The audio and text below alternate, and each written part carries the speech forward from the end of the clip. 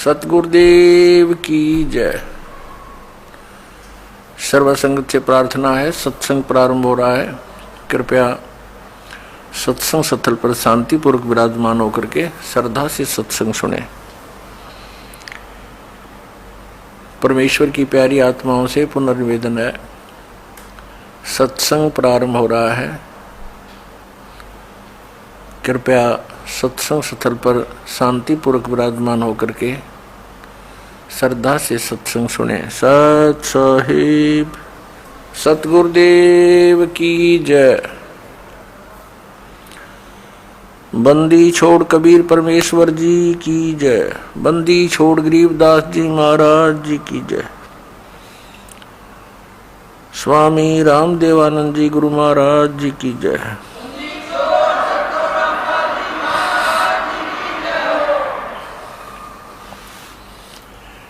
गरीब नमो नमो सतपुरुष को नमस्कार गुरु की नहीं।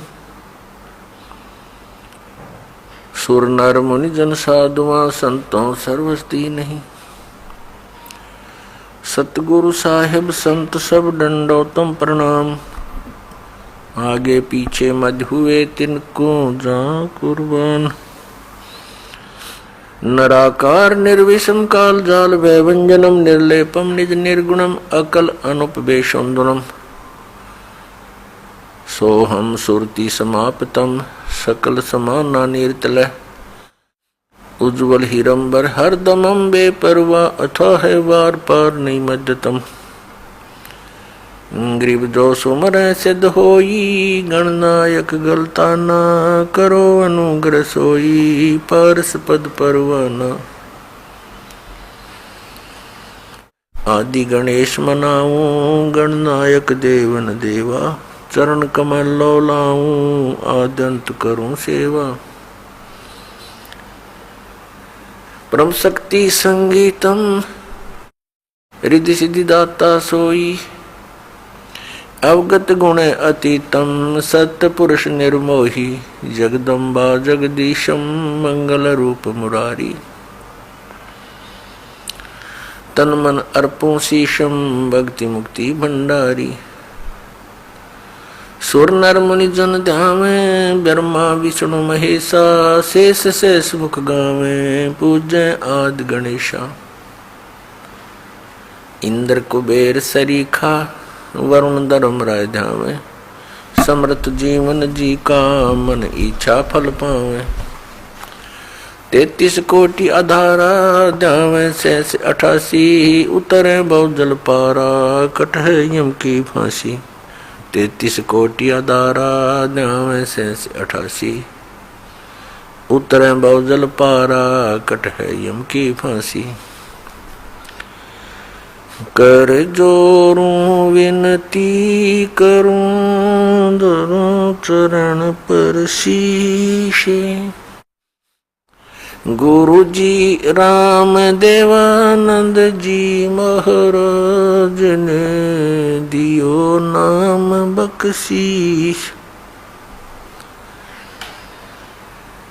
कोटि कोटि सिजदा करूं कोटि कोटि प्रणाम। चरण कमल में राखियो मैं बंदी जाम गुलाम। कुत्ता हूँ गुरुदेव का रामपाल दास का नाम। गले प्रेम की जेवड़ी जाखे चोवा जाऊं मैं। तो करो तो बावड़ू दूर दूर करो तो जाऊं।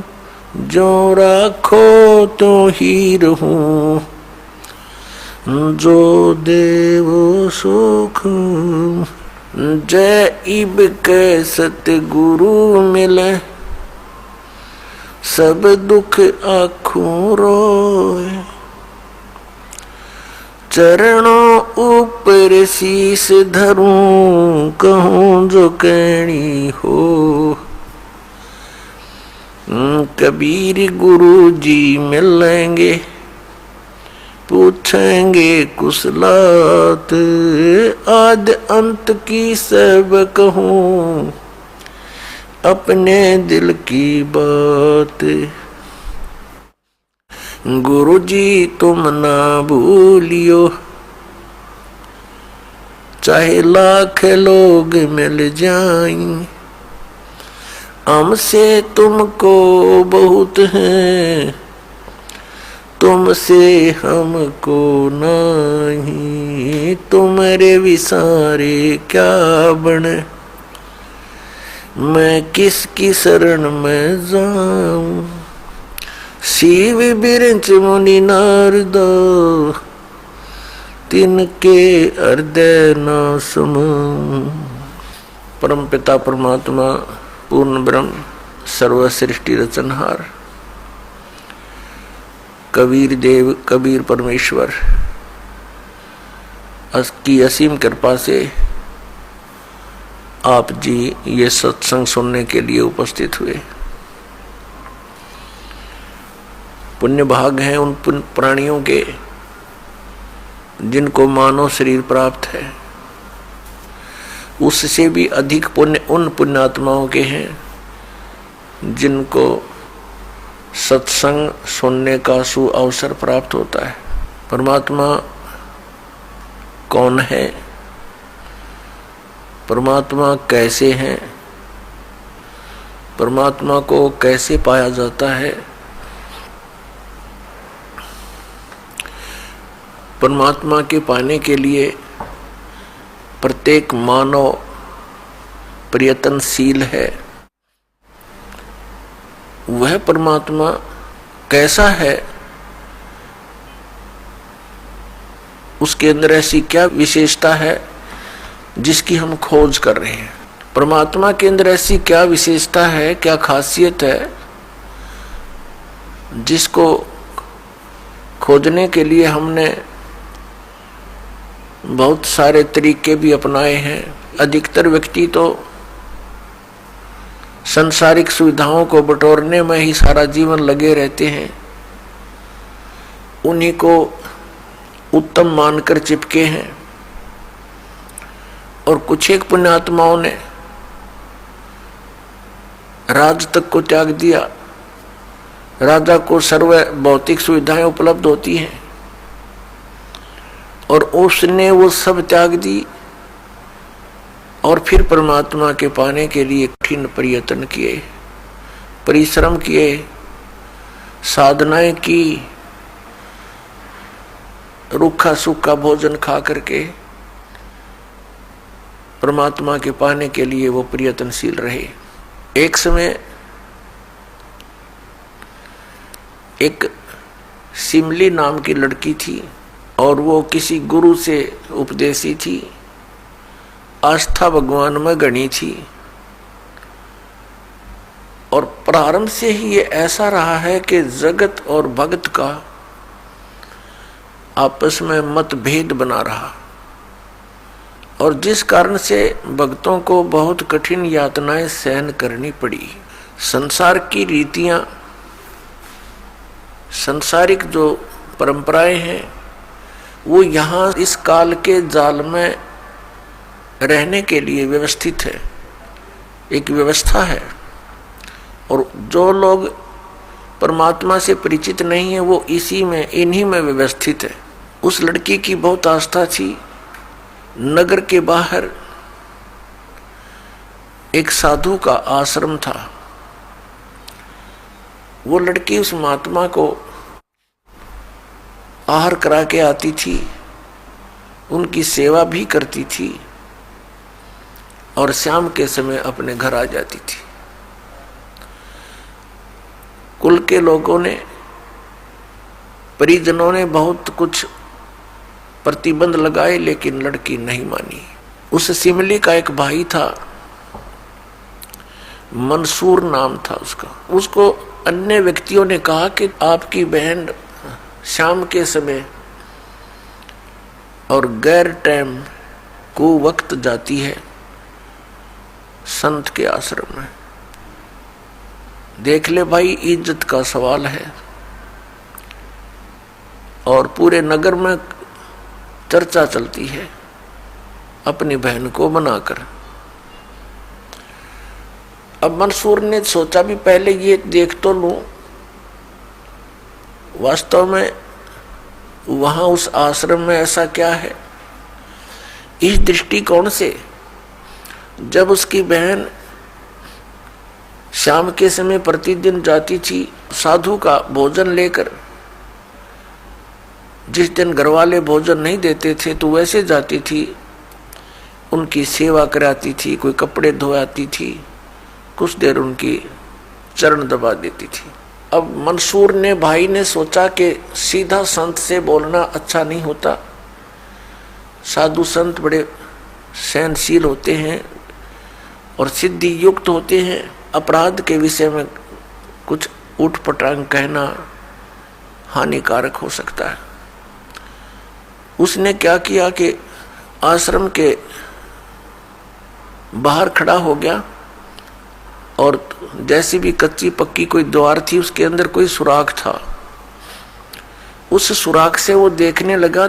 छोटा सा आश्रम था, को 100 गज का होगा, गणित 150 गज का, और उसमें एक झोंपड़ी डली हुई थी। संत जी बाहर बैठे थे, गर्मियों के दिन थे, चंद्रमा की रोशनी थी। तो उसने देखा कि लड़की ने जाके भोजन कराया महात्मा को, फिर बर्तन साफ किए, 1-2 कपड़ा धोआ, फिर महाराज जी के चरणों को दबाने लगी, सेवा करने लगी। तो क्या हुआ कि ऐसे उस महात्मा ने हाथ किया, आकाश से एक अमृत का प्याला आया, संत ने पिया, आधा उस बेटी को दिया। संत ने कहा कि बेटी इसमें से थोड़ा सा, एक नालायक व्यक्ति खड़ा है, उसके भी मार दे एक छींट, इस सुराख के अंदर से जा और उसके भी लगा दे, थोड़ी सी कल्याण हो जा। एक नालायक व्यक्ति खड़ा है। अब उसने जाकर के, लड़की ने आदेश पालन करना था, सुराख में ऐसे कर दिया। उसने देखा कौन है कैसे है, तो उसके भी जीभ पर वो थोड़ा सा अमृत की छींट लगी। एकदम उसके हृदय में एक विशेष प्रेरणा हुई कि मैं बहुत पापी हूं, मैं नीच हूं, और ऐसे पाक साफ महापुरुष के विषय में मेरे मन में दोष आया। रोता हुआ आश्रम के अंदर प्रवेश हुआ और कहा, महाराज मुझ पापी का भी उद्धार हो सकता है। मैंने आपके बारे में बहुत गलत सोचा। उस संत ने कहा, बेटा जब तक बोध नहीं होता, ज्ञान नहीं होता, तब तक प्राणी के ऐसे अपराध अक्षमा करने योग्य होते हैं। और बेटा कोई जानबूझ कर करोगे, दीक्षा उपदेश लेने के बाद आपके मन में ऐसा संत के गुरु के प्रति दोष आता है, तो फिर आप पाप के भागी भारी बन जाओगे। काफी देर सत्संग सुनाया। प्रतिदिन वो भक्त अपनी बहन के साथ दिल्ली आने लग गया। खूब सत्संग सुना, दोनों बहन भाई मिलकर सेवा करते थे। फिर क्या हुआ कि उसके हृदय में एक ऐसी प्रेरणा हुई, अनल हक। उस संत ने उसको एक मंत्र दे दिया, अनल हक, कि इसका जाप किया कर। अपने आत्माओं, पिछले पुण्यकर्मी प्राणी ही परमात्मा की खोज में लगते हैं, उनको ही इतना शीघ्र इन बातों का असर होता है, संत के वचनों का। तो महान पुण्यात्माओं में से एक था मंसूर, और संत की कृपा से उसके पिछले पुण्य शटार्ट हो जाते हैं, उदय हो जाते हैं, और वो प्रेरित होकर के वो भक्ति प्रारंभ कर देता है। जैसे एक फॉर एग्जाम्पल, जैसे कोई कटोरी में घी डाल रखा है, उसमें एक ज्योति भी रखी है, और वो ज्योति जला रखी थी, बुझ गई, घी भी है उसके अंदर, बनी बनाई बाती भी उपलब्ध है, एक सीख लगाने की आवश्यकता है, वो जग जाएगी। तो जितने भी पुण्यकर्मी प्राणी हैं, जो भी साधु संत महापुरुषों के प्रवचन सुनते हैं, किसी भी संत के, चाहे उसने भक्ति मार्ग का कति ज्ञान नहीं, लेकिन भगवान की महिमा तो वो भी सुना ही देते हैं। तो उससे क्या होता है कि वह ज्योत जग जाती है। अब वह ज्योत तक जगगी, जब तक पूर्व जन्म का उसके अंदर घी है यानी पुण्य है तो वो जगेगी, प्रेरणा बनी रहेगी भगवान के पाने की। यदि आगे उसमें विधि घी उसके पास नहीं है डालने के लिए तो वो ज्योति भी जल जाएगी और घी भी समाप्त हो जाएगा और सारा कटोरा व कटोरी काली हो जाएगी। तो पुण्यात्मा उस अनल हक मंत्र के गुरु जी ने दे दिया, जो मंत्र देना था उसको। अनल हक का अर्थ होता है अहम ब्रह्मास्मि, मैं ही ब्रह्म हूं, मैं ही परमात्मा हूं, अनल हक। हालांकि ये कोई मंत्र वंत्र नहीं था, लेकिन उस मंसूर के अंदर वो पूर्व जन्म का घी और ज्योति रह रही थी, वह जगगी। अब उस मंत्र से भविष्य में तो कोई लाभ उसको होना नहीं था, क्योंकि वो चार्जर ठीक नहीं था। पूर्व जन्म की बैटरी से उसमें इतना प्रभाव था, इतने पुण्यों से, कि उसने अनल हक कहना शुरू कर दिया कि मैं ही परमात्मा हूं। अब भोली आत्माओं पुण्यात्माओं को जैसा भी गुरु ज्ञान देता है वो तो दृढ़ होते हैं। गुरु जी ने 2 दूना 6 कह दिया तो वो 6 ही बोलते रहेंगे। घर वाला कहेगा, कोई उसको बताना चाहेगा, वो नहीं मानेगा, कहता नहीं मेरे गुरु जी ने ऐसे ही बोला। तो अबोध बच्चे ऐसे ही होते हैं। इस बात का ज्ञान पूरे मुसलमान धर्म में हुआ, क्योंकि वो मुसलमान धर्म से संबंधित था। और मुसलमान धर्म ये मानता है कि जीव ब्रह्म नहीं हो सकता। वैसे तो जीव ब्रह्म हो ही नहीं सकता, ये तो अंडरस्टूड है। जीव तो ब्रह्म है ही नहीं, ब्रह्म अलग है, जीव अलग है। ब्रह्म मीन भगवान, जो जीव का भी उत्पत्ति करता है। लेकिन मुसलमान धर्म ये मानते हैं कि पृथ्वी पर परमात्मा नहीं आ सकता। वह तो 7वें आसमान में रहता है, 7वें स्वर्ग में। और कोई ये कहता है कि पृथ्वी पर परमात्मा है, वो दंड का अधिकारी है, वो भ्रमित कर रहा है, मुसलमान धर्म के विधान को बिगाड़ रहा है। इस कारण से मंसूर को बहुत बार समझाया, राजा तक बात गई, बहुत कुछ कहा, लेकिन नहीं माना, अनल हक करता रहा। उसको कहा कि तू ऐसा मत बोल। अब साधु को तो कोई बोल नहीं सका था कि वो क्या मंत्र दे रहा है, लेकिन पब्लिक के अंदर जब बात आ जाती है तो वो अपना पूरा जोर शोर से विरोध करते हैं। अब क्या हुआ कि वो नहीं माना तो उसको चौराहे पर खड़ा कर दिया, बांध दिया उसको चौराहे पर। और फिर क्या कहा कि या तो तू अनल हक कहना छोड़ दे, नहीं तो तेरे पत्थर मारेंगे। उसने फिर कहा अनल हक, क्योंकि वो तो मदमस्त हो गया था, अलमस्त हो गया था। ऐसी स्थिति पूर्वजन्मों के पुण्यों से होती है, और भविष्य की भक्ति नहीं होती है तो वो नष्ट हो जाता है उस जीवन, ऐसी पुण्य आत्मा का।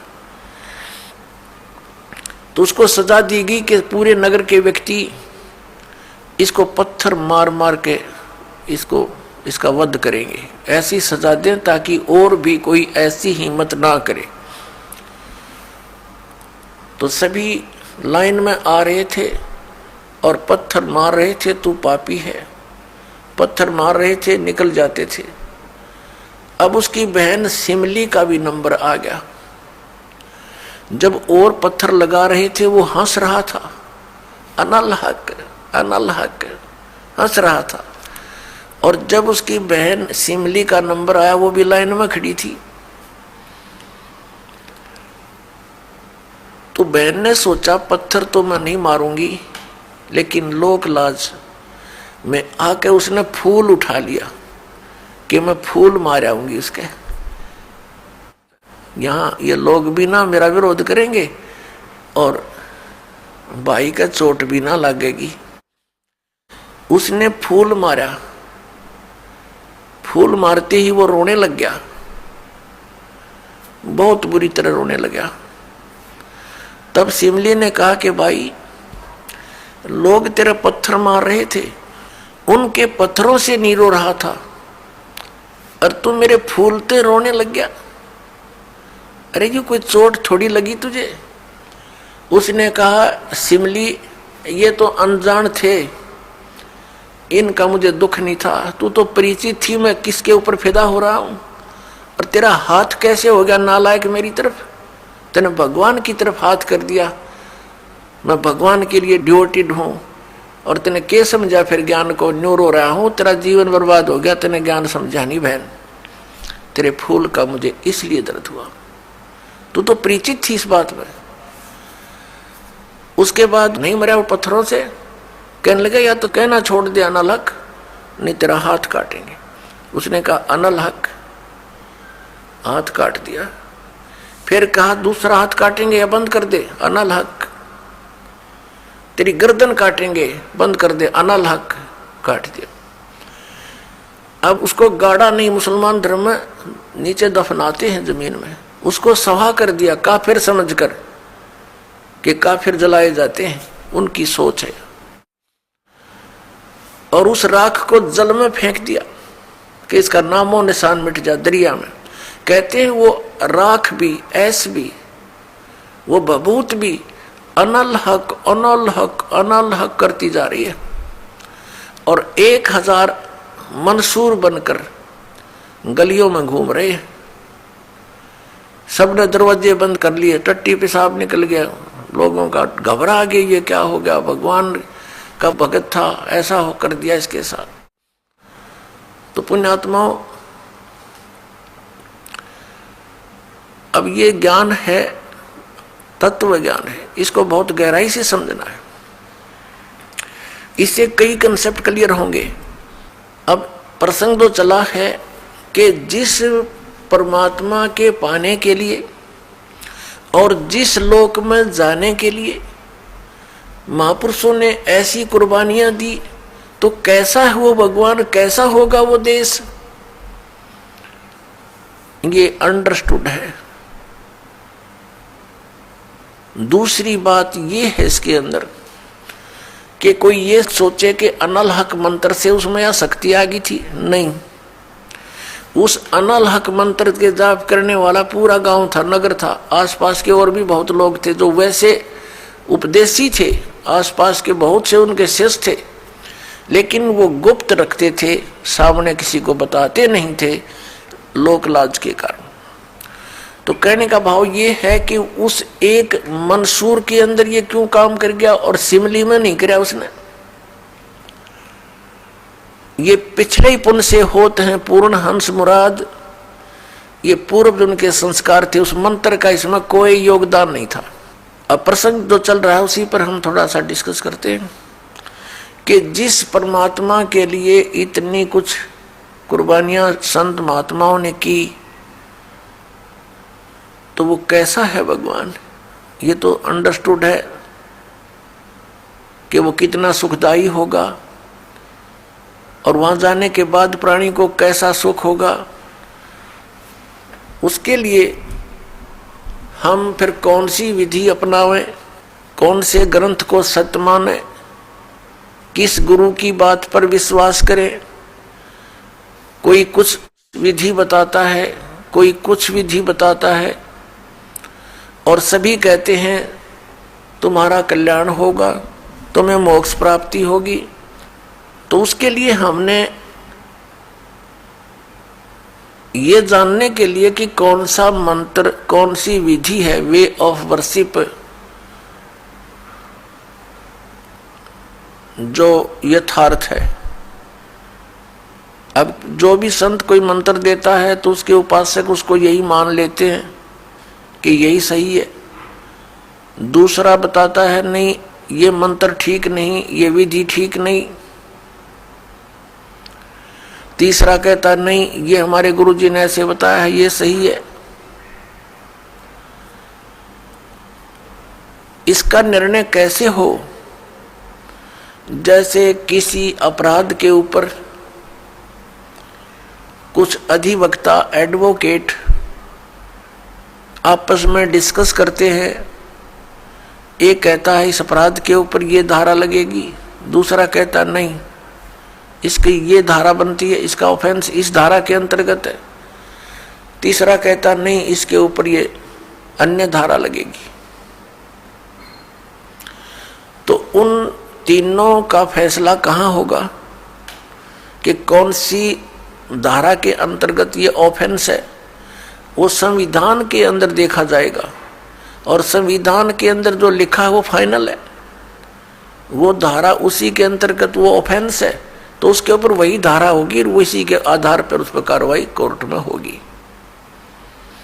वो सही है। ठीक इसी प्रकार हमारे पवित्र जो शास्त्र हैं, सदग्रंथ हैं, ये सभी शास्त्र हैं जैसे पवित्र पांचों वेद, चार वेद तो ये वेल नोन है, ऋग्वेद, सामवेद, यजुर्वेद, अथर्ववेद। एक पांचवा वेद है, वो स्वयं परमेश्वर के द्वारा अपने मुख कमल से बोला जाता है। प्रत्येक युग में परमात्मा अपने उस तीसरे मुक्ति धाम से यानी सतलोक से चलकर आते हैं और अपने मुख कमल से उस यथार्थ ज्ञान पांचवें वेद को बोलते हैं। वो लिपिबद्ध कर लिया जाता है, वो पांचवा वेद होता है, वो कबीर वाणी है, वो परमेश्वर के मुख कमल से निकली सच्चिदानंद घन ब्रह्म की वाणी है।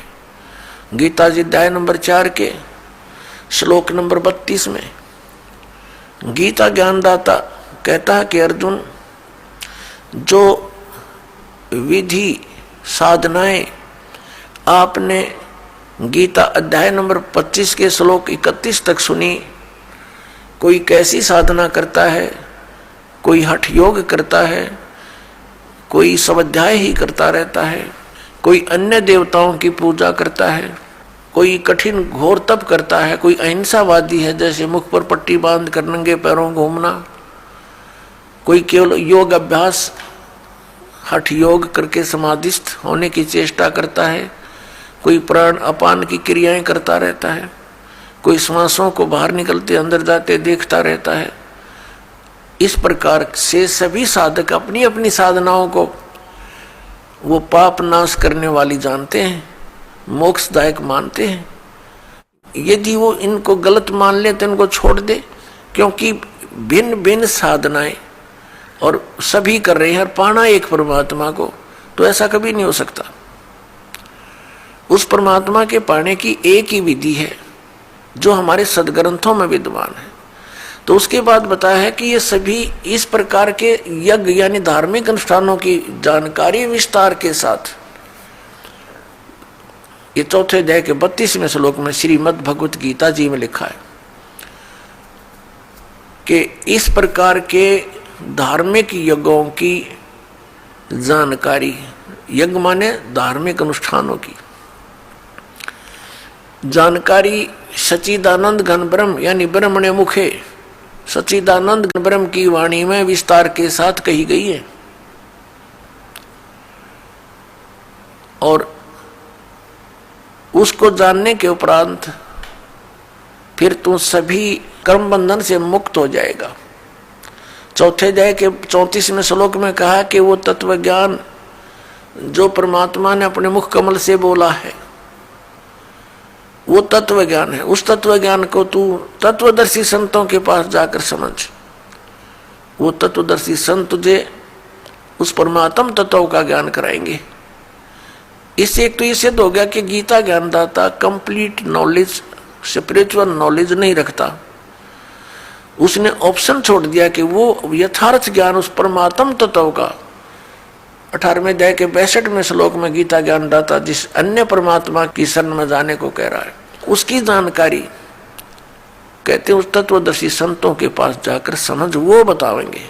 गीता ज्ञानदाता नहीं जानता। तो वहां क्या बताया है कि वो सच्चिदानंद घन ब्रह्म की वाणी वो सूक्ष्म वेद है। यहाँ गीतानुवाद कर्ताओं ने चौथे अध्याय के 32वें श्लोक में अनर्थ कर दिया। ब्रह्मणे मुखे एक शब्द है इसके अंदर मूल पाठ में, उन्होंने इसका अर्थ गलत कर दिया, वेद की वाणी लिख दिया। नहीं, वेद ज्ञान तो गीता ज्ञानदाता बोल ही रहा है, जिनको तुम वेद मानते हो, चारों वेदों का एक सारांश है ये श्रीमद् भगवद गीता।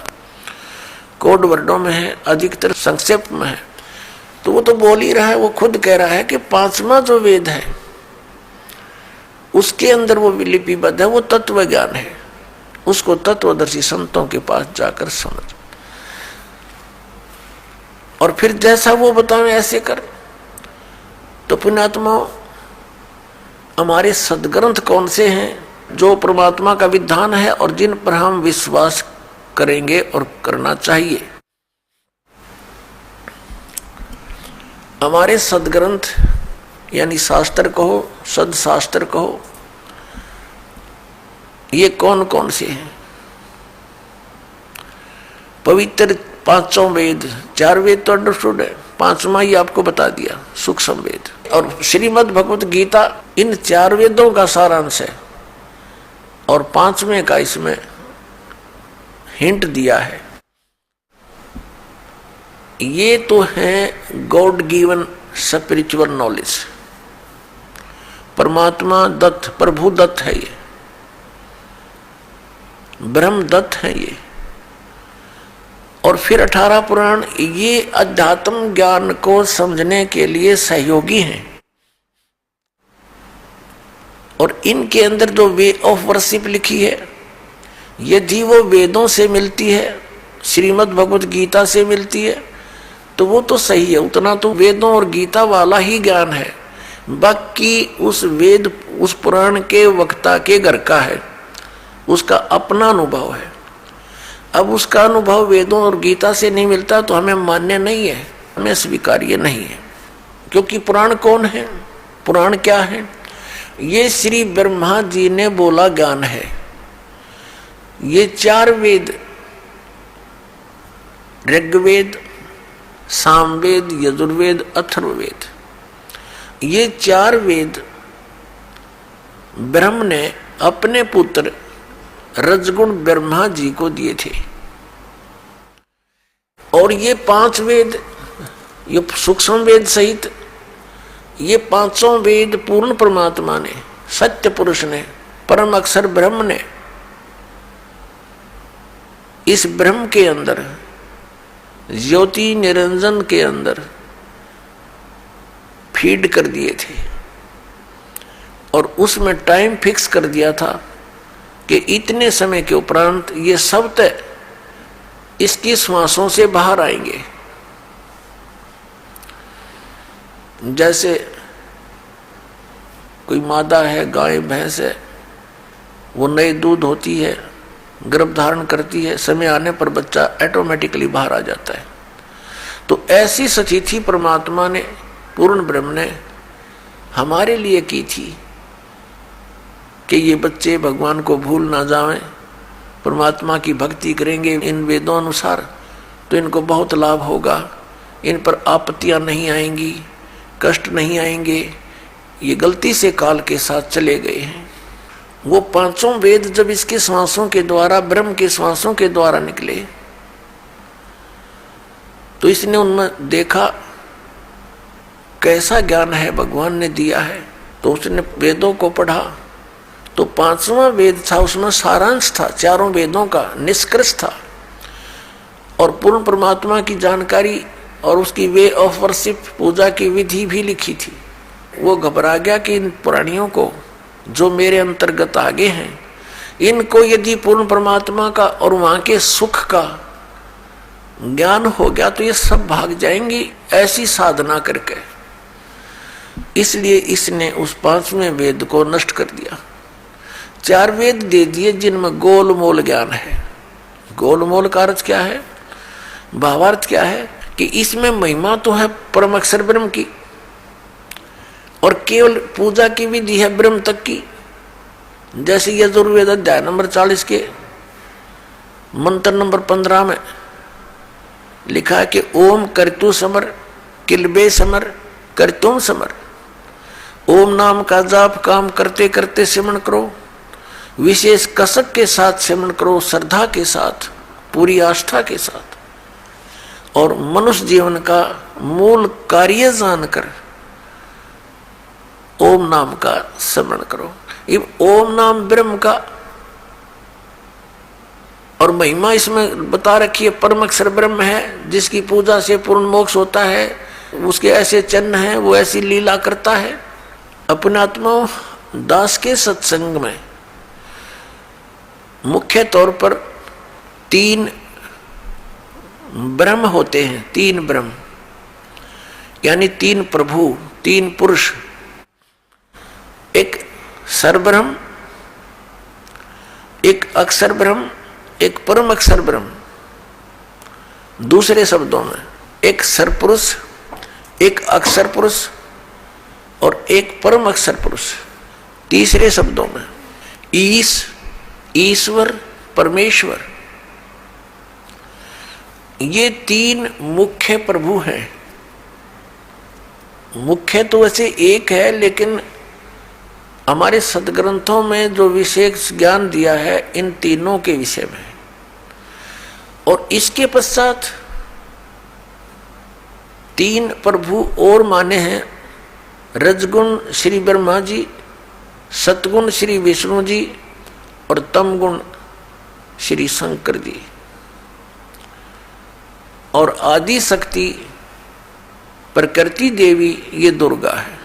इनके बाद फिर बहुत से देवता हैं जो भगवान की भक्ति करके ही कुछ उन्होंने अपने टायर में हवा भर ली, यानी परमात्मा की कुछ भक्ति संग्रहित करके, और वो कुछ सिद्धि युक्त हो करके अन्य प्राणियों से श्रेष्ठ बने दिखाई देते हैं, वो भी देवता हैं। यानी श्री ब्रह्मा जी, रजगुण श्री विष्णु, सतगुण श्री शिव जी, तमोगुण ये अन्य देवताओं में हैं। और ये हमारे इस तत्व ज्ञान के अंदर मुख्य तौर पर प्रभु नहीं गिने जाते। दूसरे शब्दों में दास कहे कि ये भगवान नहीं है, ये ईश नहीं है, स्वामी नहीं है, भगवान नहीं है। तो ये बात जनसाधारण के गले उतरे नहीं, विशेषकर पवित्र हिंदू समाज के पुण्यकर्मी प्राणियों के, क्योंकि हमारे धर्मगुरुओं ने हमें उल्टा पाठ पढ़ा दिया। और एक दिन से नहीं, हजारों वर्षों से यही पाठ हम सुनते आ रहे हैं कि ब्रह्मा विष्णु महेश सर्वेश्वर हैं, इनका कोई जन्म मृत्यु नहीं होता, इनकी कोई माता पिता नहीं है, ये स्वयंभू है। तो जिस कारण से दास ने ये शब्द बोल दिया कि ये भगवान नहीं है, ये बात एक बहुत विवादप्रस्त हो जाएगी यदि प्रमाण नहीं दिखाया गया। तो आपको प्रमाण दिखाते हैं।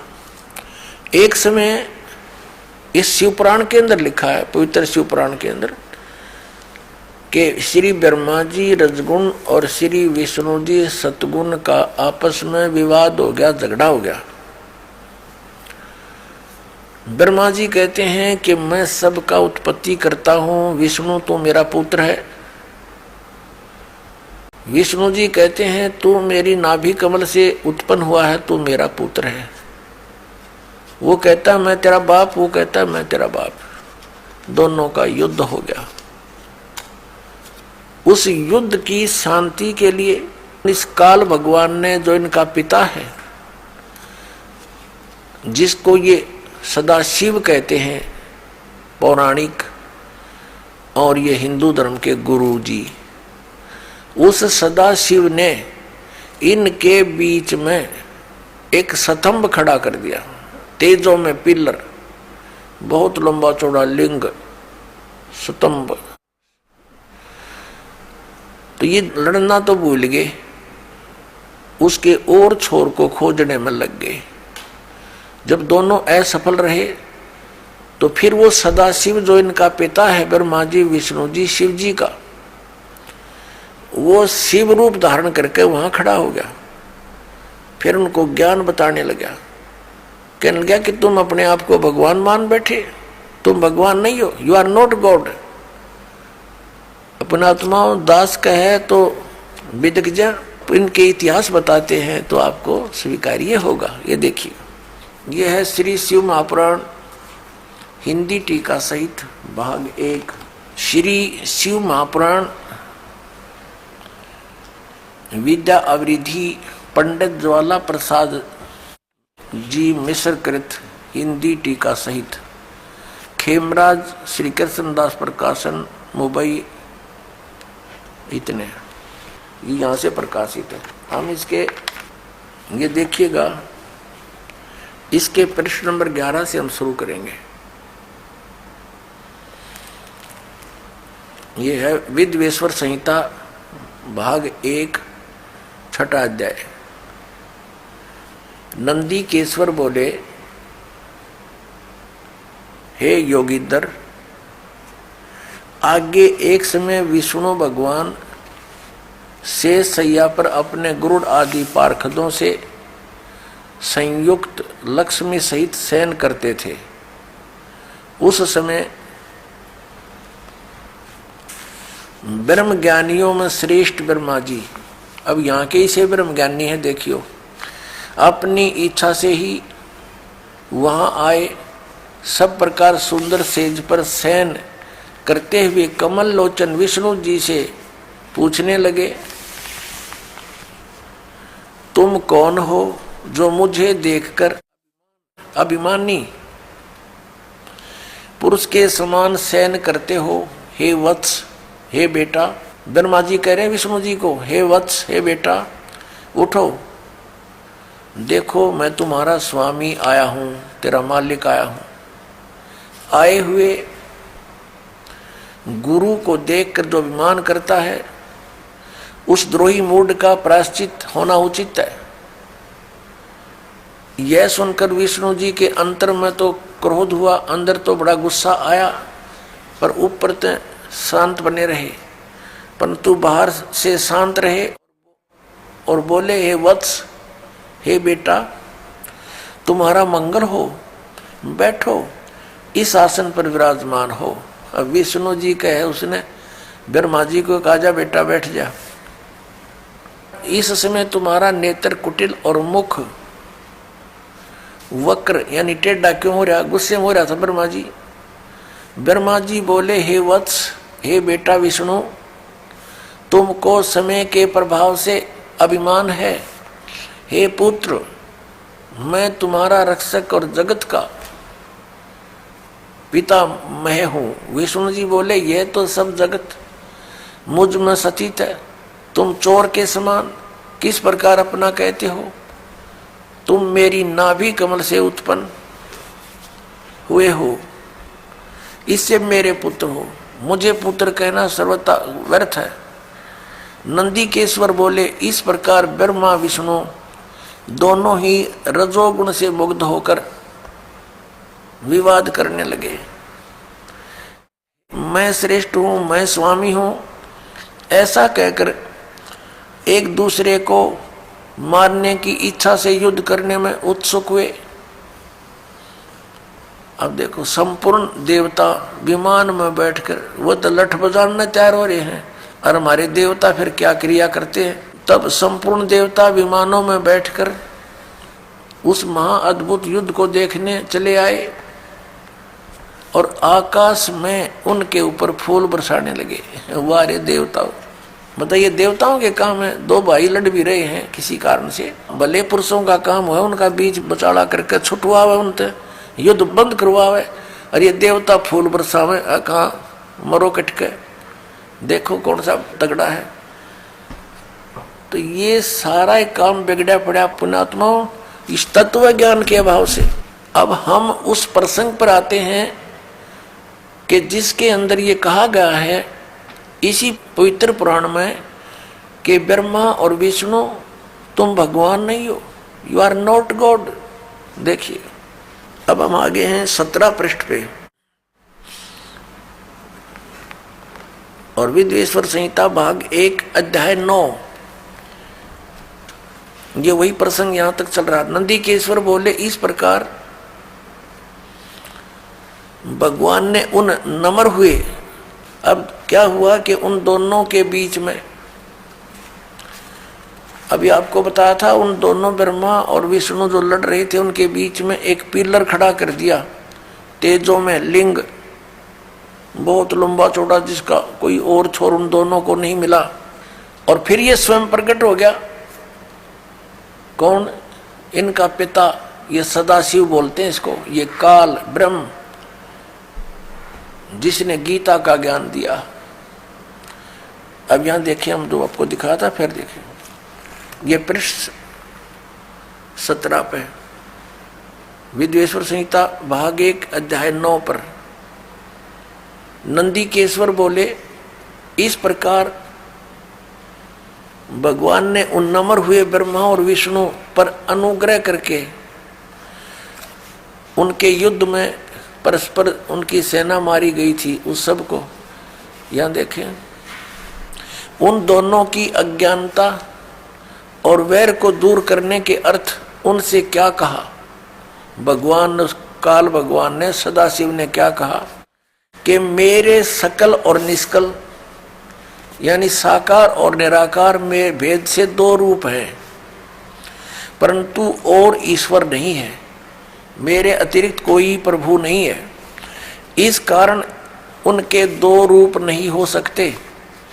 पहला सतम रूप और दूसरा पीछे मूर्तिमान रूप धारण किया। इसमें ब्रह्म रूप निष्कल है, ये निष्कल है, निष्फल नहीं, और ईश्वर रूप सगुण है। मेरे ये दोनों रूप सिद्ध हैं, दूसरे किसी के नहीं हो सकते।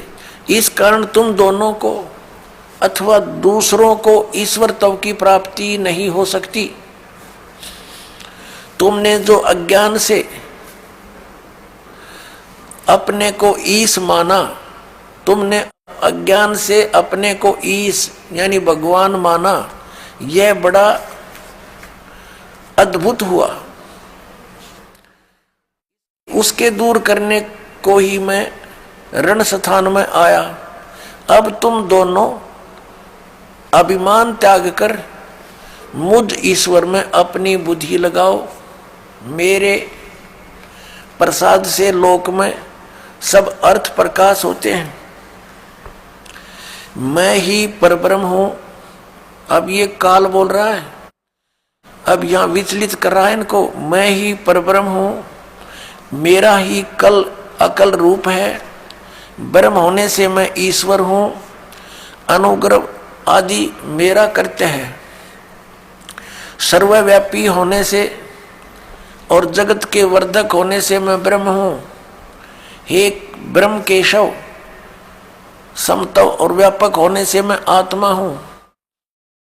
मैं इस सब का ईश हूं। यह मेरा है, मेरे सिवाय किसी दूसरे का नहीं है। प्रथम तो ब्रह्म तो ज्ञान के निमित्त निष्कल ब्रह्म का प्रादुर्भाव हुआ। 18वें पृष्ठ पर चलते हैं। इससे मैं अज्ञात रूप हूं, पीछे तुम्हें प्रगट दर्शन देने के निमित्त साक्षात ईश्वर, तत्क्षण ही मैं सगुण रूप हुआ हूं। अब यहां ये क्या कह रहा है? श्री सदाशिव ब्रह्मा विष्णु महेश का पिता, ब्रह्मा विष्णु महेश का पिता ये सदाशिव यहां क्या कह रहा है? ये कह रहा है कि पहले तो ब्रह्म रूप हुआ वो स्तंभ, वो तो समझो मेरा निष्कल रूप है, निर्गुण रूप है मेरा। ये स्तंभ आया पिलर, और ईब में निर्गुण से सगुण हो गया, तुम्हारे सामने आया। अब देखो, हम अपने उस प्रसंग पर आते हैं।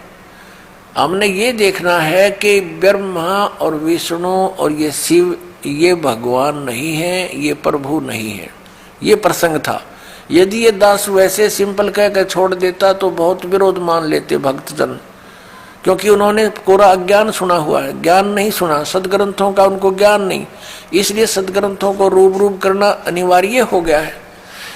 अब आगे ये क्या कहता है देखिएगा, ये प्रश्न नंबर 18 अध्याय 10 चल रहा है, प्रश्न नंबर 18 पे, और शिवपुराण वेदवेश्वर संहिता भाग 1 10वां अध्याय। हम यहाँ पढ़ते पढ़ते आ गए, 9वां अध्याय यहाँ समाप्त हो गया। जो हमने यहाँ पढ़ लिया, इससे मैं अज्ञात रूप हूँ, पीछे तुम्हें प्रकट देने के लिए निमित्त साक्षात ईश्वर, तत्क्षण ही मैं सगुण रूप हुआ हूँ। अब यहाँ नीचे आ जाएंगे इसके, इति श्री शिव महापुराणे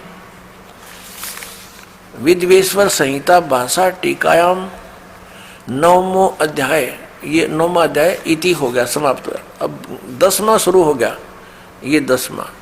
अब हम यहाँ 10वें में पढ़ रहे हैं नीचे। हे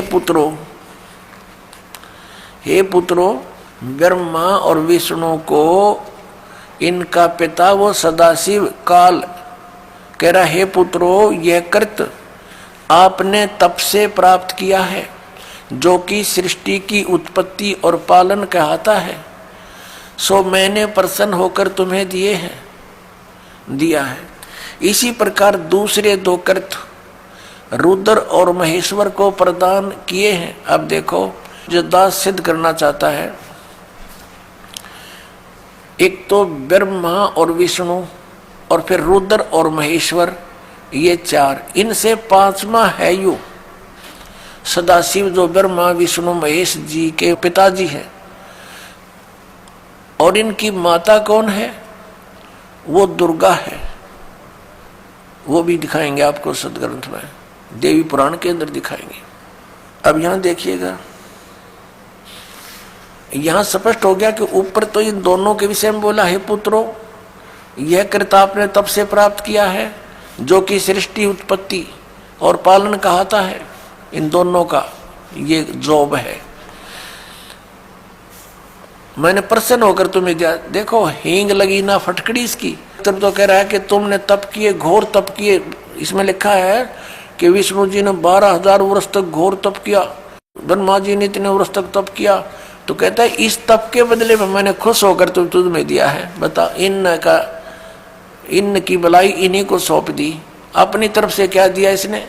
पहले इनसे डले डुआए हठ योग करो, सिद्धि युक्त हो गए। अब फिर रिमोट अपने हाथ में लेकर इनको कहा तुम सृष्टि करो। सब जीवों को यहाँ पर स्थिति, उत्पत्ति, संहार ये अपने पुत्रों से करवाता है और स्वयं खाता है सबको। ये काल है। गीता जी अध्याय नंबर 11 के श्लोक नंबर 32 में कहता है, मैं काल हूँ अर्जुन, और अब प्रकट हुआ हूँ, अब आया हूँ मैं, अब प्रवृद्ध हुआ हूँ। और श्री अर्जुन जी पूछ रहे हैं कि हे महानुभाव, आप कौन हो? मैं आपसे परिचित नहीं हूँ। अरे अर्जुन का साला था श्री कृष्ण, और उससे अपरिचित हो गया इतनी जल्दी? क्योंकि वो श्री कृष्ण था ही नहीं, श्री कृष्ण में प्रवेश वो काल था। और जब बाहर निकल कर देखा तो उसका इतना रूप हो बाहर निकल गया उससे, जब विराट रूप दिखा श्री कृष्ण तो ओझल हो गया, दिखाई भी नहीं दे रहा था उनकी रोशनी के अंदर। और अर्जुन कह रहा, पूछ रहा आप कौन हो? मैं आपको पहचान नहीं पा रहा हूं। तो काल था। वो कहता है मैं काल हूं और सबका नाश करने के लिए अब प्रवृत्त हुआ हूं। तो ये इनका पिता है। और वो क्या कह रहा है कि ब्रह्मा और विष्णु तुम्हें दो कृत जॉब दिए हैं, तुम्हारे को 2 विभाग दे दिए। एक तो उत्पत्ति विभाग, रजोगुण विभाग से उत्पत्ति होती है, ब्रह्मा जी को रजोगुण युक्त कर दिया और विष्णु जी को सतोगुण युक्त कर दिया, और तीसरे अपने पुत्र को तमोगुण युक्त कर दिया, अपना स्वरूप बना लिया। कहते सदाशिव कहता है, जब ये खड़ा है कि मैं इन्हीं के रूप, ये मेरे ही स्वरूप में है। और ये कैसे छल करता है, जब किसी को विष्णु रूप में दर्शन देता है तो उसमें अपना विष्णु रूप धारण कर लेता है और उसी विष्णु रूप में संबोधन करता है। तो उस कारण से विष्णु पुराण बन गई। और जिसमें इस शिव रूप में धारण करके किसी को ज्ञान दिया है तो उसके आधार से शिव पुराण की रचना होगी। ये है वो काल जो कहता मैं कभी अपने ओरिजिनल रूप में किसी के समक्ष नहीं होता, मेरे कर्म और जन्म अलौकिक हैं। गीता जी के अध्याय नंबर 4 के 5 और 9 में इसने स्पष्ट किया है। और साथ में कहा कि जब धर्म की ग्लानि होती है मैं अपने अंश, अपने आत्मा, अपने अंश अवतारों का सृजन करता हूं, उनको यहां प्रकट करता हूं, भेजता हूं, उत्पन्न करता हूं, जैसे श्री राम, श्री कृष्ण आदि। अब देखिएगा नीचे, अब ये दास दो सिद्ध करना चाहता है कि दो तो ये ब्रह्मा और विष्णु हो गए, इस प्रकार दूसरे दो कृत रुद्र और महेश्वर को प्रदान किए हैं। अच्छा 4 हो गए ना, एक रुद्र एक महेश्वर, और 5वां यू बोलने लग रहा। अब आगे हम चलते हैं, ये प्रमाणित करते हैं। ये देखिएगा यहाँ पर, ये प्रश्न नंबर 19 है।